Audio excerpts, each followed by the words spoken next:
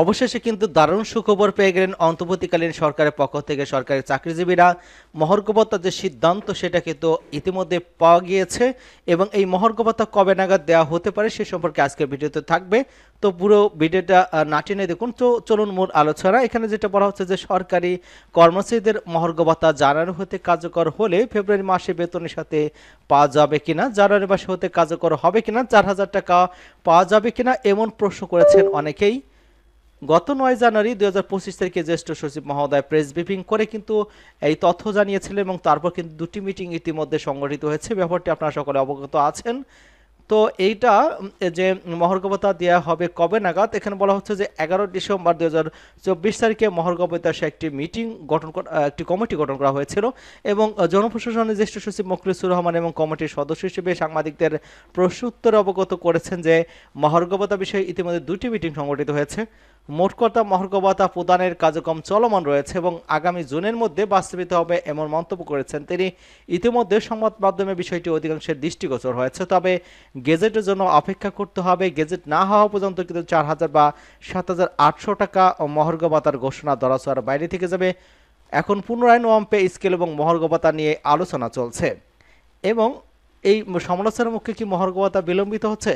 মহার্ঘ ভাতা নিয়ে অর্থনীতিবিদ এবং সাংবাদিকরা যেভাবে উল্টোপাল্টা বক্তব্য দিচ্ছেন তার পরিপ্রেক্ষিতে কিন্তু তাদের বেতন ভাতা আমাদের সমান করা উচিত এমন দাবি করেছেন অনেকেই। বিভিন্ন পোস্টে থেকে পাওয়া তথ্য মোতাবেক যদি 4,000 টাকা ভাতা বাড়ে এবং তাদের সাথে কথা অনুযায়ী কিন্তু ইনক্রিমেন্টের সময় বেসিকের সাথে যোগ হয় তাহলে কিন্তু সর্বনিম্ন 8,250 টাকার সাথে 4,000 প্লাস ইনক্রিমেন্ট পার্সেন্ট আকারে বাড়লে সেক্ষেত্রে জুলাই মাসে প্রায় 6 থেকে 7,000 টাকার মতো বেড়ে যায়। এই পর্যন্ত অনেকের ধরনের পোস্ট তো দেখেছে, আসলে হিসেব কি হবে এমন প্রশ্ন উত্তরের জন্য অপেক্ষা করতে হবে। গেজেট হলে বা কোনো প্রেস ব্রিফিং না হওয়া পর্যন্ত কিন্তু বলা যাচ্ছে না। এবং এই মহার্ঘ ভাতা থেকে পেনশনভোগীরা পারবে, হ্যাঁ মহার্ঘ ভাতা পেনশনভোগীরা পাবেন এমনটা কিন্তু সচিব মহোদয়ের বক্তব্য বিশ্লেষণ করে বোঝা যায় যে এবারের মহার্ঘ ভাতা অন্য সময় থেকে আলাদা হবে। সচিব মহোদয় 3টি পয়েন্ট এখানে উল্লেখ করেছেন। এক, এবারে মহার্ঘ ভাতা অবসরপ্রাপ্ত পেনশনভোগীরা পাবেন, মহার্ঘ ভাতা রিজনেবল হারে পাবেন এবং মহার্ঘ ভাতা পরবর্তী ইনক্রিমেন্টের সময় বেসিকের সাথে যুক্ত হবে। এই 3টি পয়েন্ট যে শুধু অবসরভোগীদের জন্য নয় বরং সরকারি কর্মচারীদের ক্ষেত্রে প্রযোজ্য হতে পারে। বাজেট না থাকলে কি মহার্ঘ ভাতা কার্যকর হতে পারে? সরকারি কর্মকর্তা কর্মচারীদের গ্রেড অনুযায়ী 2 ভাগে ভাগ করে মহার্ঘ ভাতা দেওয়া হতে পারে।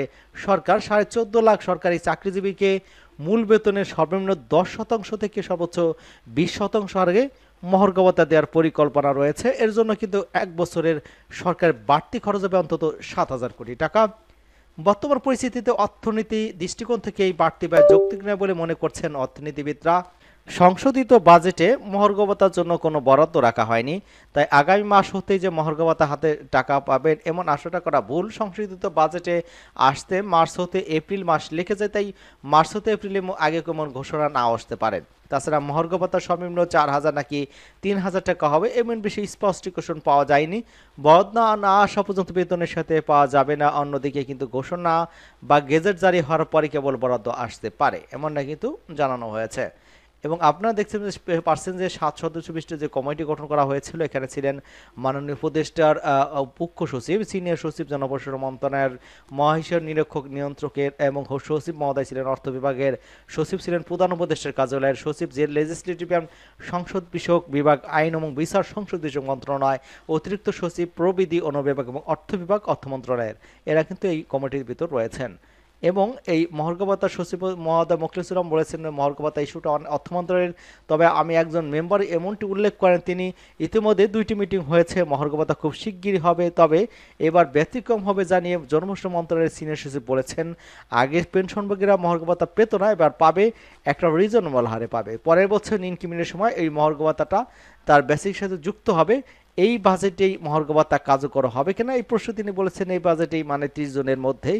আমি বলবো অবশ্যই এর মধ্যে হবে, তার আগে হবে ইনশাল্লাহ। এখানে আপনারা যেটা দেখতে পাচ্ছেন যে মহার্ঘ ভাতার যে আগের যে সিস্টেমটা ছিল, সরকারি, আধা সরকারি, স্বায়ত্তশাসিত সংস্থা, রাষ্ট্রায়ত্ত ব্যাংক, অর্থলগ্নি প্রতিষ্ঠান সমেত সকল কর্মকর্তা কর্মচারী, সামরিক বাহিনীর সকল সদস্য অন্তর্বর্তীকালীন ব্যবস্থা হিসেবে তাদের মূল বেতনের 20% হারে সর্বনিম্ন কিন্তু 1500 টাকা এবং সর্বোচ্চ কিন্তু 6,000 টাকা মহার্ঘ ভাতার সিদ্ধান্ত গ্রহণ করা হয়েছিল 2013 সালে। মূলত নিয়োগকারী বা মালিক কর্তৃক নিয়োগকৃত কর্মচারীকে নিত্য প্রয়োজনীয় দ্রব্যাদির দাম বেড়ে যাওয়ার সাথে জীবনযাপনে কুলিয়ে ওঠার জন্য যে বিশেষ ভাতা প্রদান করে তাই কিন্তু মহার্ঘ ভাতা মূল বেতন নির্দিষ্ট শতকরা অংশ বেতনের সাথে অতিরিক্ত প্রদান করা হয়। এটি প্রতি মাসে দেওয়া হয়ে থাকে। যেমন কারো বেশি বেতন যদি 10,000 টাকা থাকে এবং মহার্ঘ ভাতা যদি 20% হয় তাহলে তার বেতন দাঁড়াবে 2,000 টাকা। এবং সরকারি বা বেসরকারি উভয় ধরনের প্রতিষ্ঠানে কিন্তু এই মহার্ঘ ভাতা দেওয়া হয়ে থাকে।